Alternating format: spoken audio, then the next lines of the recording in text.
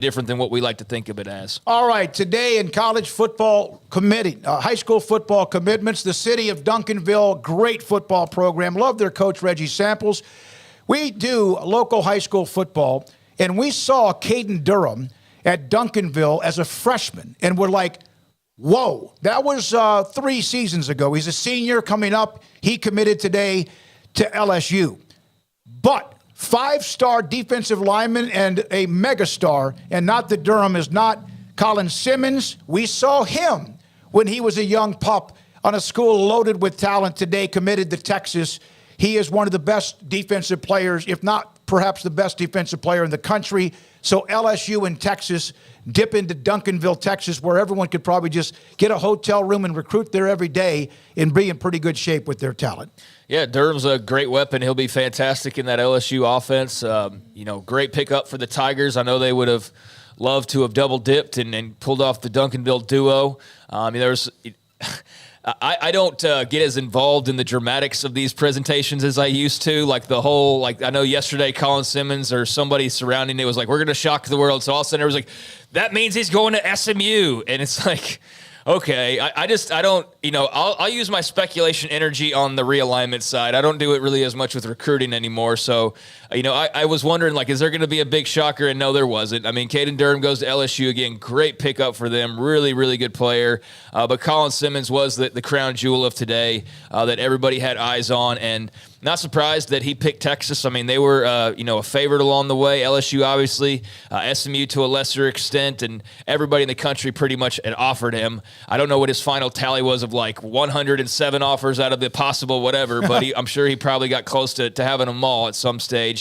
And that's a sensational get for Steve Sarkisian. I mean, for all the years where we've joked or cracked, on Texas because it eventually runs into a wall, whether it's, Charlie Strong, or whether it's the end of Mac Brown, or whether it's Tom Herman, or there's always been this little rise and fall, and they never just.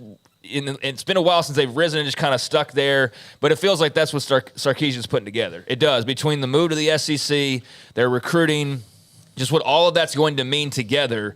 I don't know. Do they get him if they're in the Big 12 for the next 4 years? I don't know, and I know they've recruited well, and I'm going to hear about but they don't recruit as well as we all make it out to be. It's kind of like with the Big 12 they get picked every year, and then you go, well, no, they haven't actually been picked in 7 years. Well, they get 5 stars every year. On average, more than most people, but not necessarily the type of player like Colin Simmons. As a matter of fact, it's been years since they pulled the number 1 player in the state. But if you poll people, would they think that? No, they'd probably think they get him every single year, but that's not the case. So the tides are turning, at least as far as the pattern has been here recently.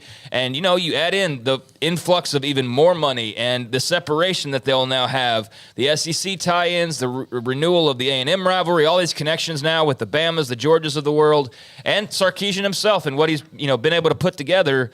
I totally understand. I'm not all the way bought in, but my opinion doesn't matter. But I totally understand why Texas fans feel like, no, this is we're going now. We're zooming on along now. Mac did, recruiting-wise, 2 things that made them national championship contenders for the years that they were.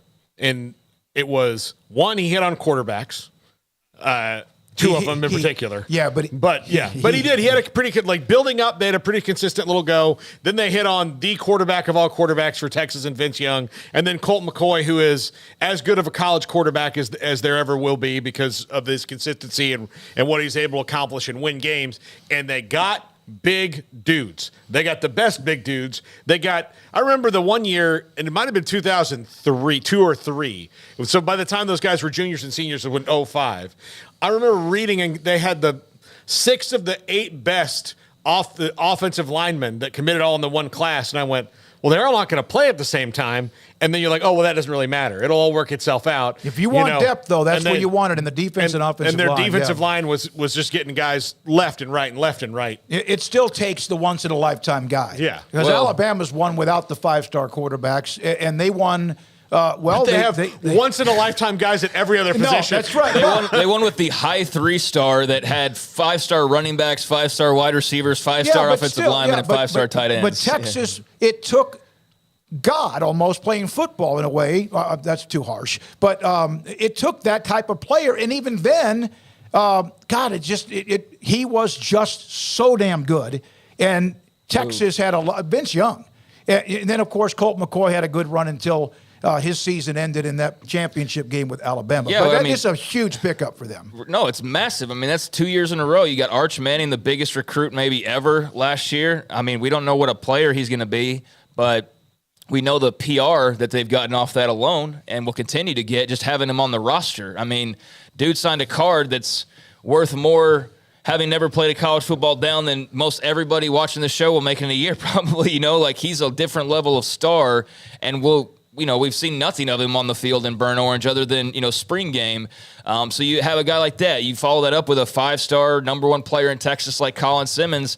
And, I mean, that's back-to-back mega studs, not to mention all the other dudes that are really good. The Jonte Cooks and, those. I mean, I'm limiting them to just like super solar star power type guys, but that's 2 in a row and a bunch of other really good 5- and 4-star players. So I get it. It's fun to poke at them. It's easy to poke at them at sometimes because, the standard they set for themselves and the ones that they, the way that they kind of portray themselves sometimes, it is easy to knock them because of, Kansas or something along the way or whatever. But I don't care because right now they're shaping up for a final year in the Big 12 where I think they're clearing away the favorite. And I think they should be. And I think that, just the momentum they have now in recruiting, the coaching staff seems like it's as stable as it's been since Mac Brown was there. There's not, hot seat talk. There's not anything going on like that with Sarkisian. You've got the move to the new league. I just think it's setting up really well for them and about as picture perfect. Now, they got to go out and go win the Big 12 this year. It's going to be a disappointment, or at least be if they don't play for it and in win contention for it. Anything less, I do think would be a disappointment and would need some, like a rash of injuries or something to have taken place. But, I mean, there's mojo in their corner and for good reason. Chuck Cooper's team. We'll talk to Chuck